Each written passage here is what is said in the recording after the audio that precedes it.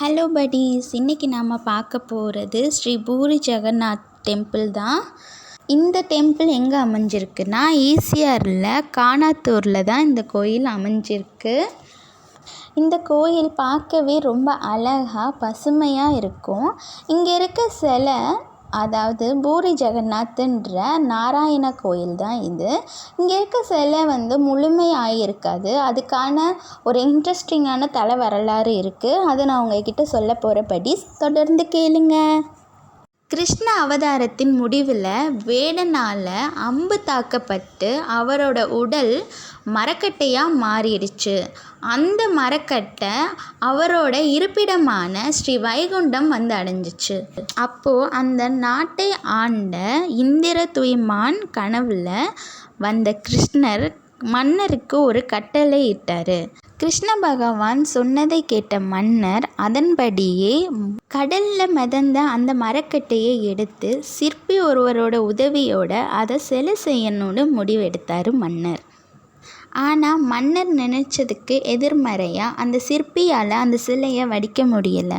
அவர் பயன்படுத்திய உளி 2ஆக உடஞ்சிருச்சு. அப்போது அங்கு வந்த வயதான முதியவர் ஒருத்தர், சிலையை 21 நாட்களுக்குள்ளே நான் செஞ்சு கொடுக்குறேன், ஆனால் 21 நாள் நான் செய்கிற அந்த அறைக்குள்ளே யாரும் வரக்கூடாதுன்னும், என்னையோ இல்லை அந்த சிலையையோ யாருமே பார்க்கக்கூடாதுன்னும் கட்டளையிட்டார். மன்னருக்கும் சிலையை எப்படியாச்சும் செஞ்சு முடிக்கணுன்றதுக்காக முதியவர் சொன்னதை ஏற்றுக்கிறாரு. மன்னர் அதுக்கப்புறம் அந்த வயதான முதியவருக்கு 21 நாளைக்கும் என்ன தேவையோ எல்லாமே செஞ்சு கொடுக்குறாரு. மன்னர் ஆரம்பத்தில் 3 நாட்களுக்கு மட்டும்தான் அந்த ஒலி சத்தம் கேட்டிருக்கு. அப்புறம் சத்தம் எதுவுமே கேட்காததுனால மன்னர் பயந்து போகிறாரு. உள்ளே போன முதியவருக்கு ஏதேனும் ஆபத்து நேர்ந்திருக்குமா அப்படி நினச்சி மன்னர் பயந்து போகிறாரு. அப்போது மன்னருக்கு வேறு வழி இல்லாமல் கதவை திறக்கும்படி ஆணையிடுறாரு. ஆனால் அந்த முதியவர் சொன்னபடி 21 நாட்களுக்கு இந்த அறைக்குள்ளே யாரும் வரவோ என்னையோ அந்த சிலையோ யாரும் பார்க்கக்கூடாதுன்னு சொல்லியும் மன்னர் மீறி அந்த கதவுகளை திறக்க சொல்லி கட்டளையிடுறாரு. அப்படி கதவை திறந்தோடனே மன்னருக்கு ஒரு ஆச்சரியம் காத்து இருந்துச்சு. வயதான தோற்றத்தில் வந்தது வேறு யாரும் இல்லை, நாராயணர் தான். நான் சொன்னதை மீறி எதற்காக அறைகளை திறந்தாய் என்று மன்னர் மீது நாராயணன் கோபமடைந்து, இந்த கோவிலில் இருக்க எல்லா சிலையும் அரைகுறையாகத்தான் இருக்கும், இந்த சிலைகளை தான் நீங்கள் வழிபடணும்னு நாராயணன் சொன்னதால் மன்னரும் அப்படியே வழிபாடு செய்கிறாங்க. இப்படி தான் பூரி ஜெகநாத் டெம்பிளில் இருக்க சிலைகள் அரைகுறையாக இருக்குன்னு தல வரலாறு சொல்லுது. இதுவரையும் நீங்கள் பார்த்தது தல வரலாறு படிஸ். இதுக்கப்புறம் கோயிலை என்ஜாய் பண்ணுங்கள். கண்டிப்பாக இந்த வீடியோ உங்கள் எல்லாருக்கும் பிடிக்கும்னு நான் நம்புகிறேன். ஏதாச்சும் உங்களுக்கு டீட்டெயிலாக சொல்லணுன்னா எனக்கு கமெண்ட் பண்ணுங்கள், சப்ஸ்கிரைப் பண்ணுங்கள், லைக் பண்ணுங்கள். பாய் buddies.